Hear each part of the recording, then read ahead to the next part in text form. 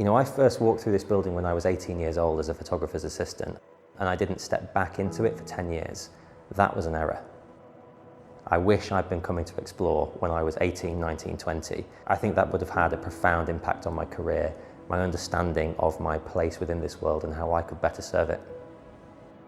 We are here today because we're hoping to meet many explorers and really try to identify synergies for possible collaborations.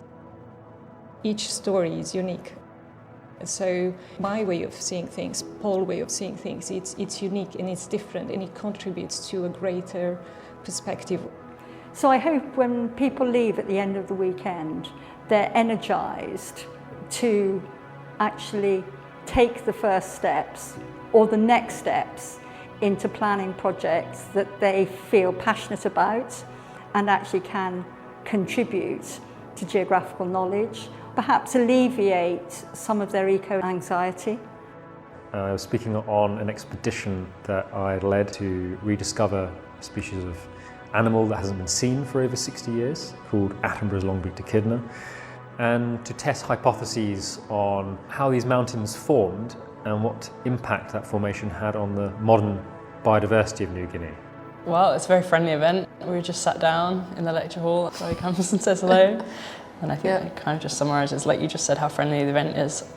My study looked into investigating the hydrochemical variations of meltwater streams. So this looked into the ions and the processes that may control this water composition. I think the main thing is really make sure we share it with people who might not otherwise kind of see clips like that. You know, we were kind of just rookies, so I think that's quite a relatable concept. Multiple things that I'm really taking from this event. One is just the tips on how to prepare an expedition, leadership, just engaging with local communities, keeping safe. Okay, I have to learn No. Our dear high altitude, this team is in great shape. The key element is collaborating in partnership where there is mutual understanding and therefore mutual equitable benefit sharing between parties. The focus this weekend is very much around co-creation and collaboration with others in the host countries in which you might be working if you aren't working in your own.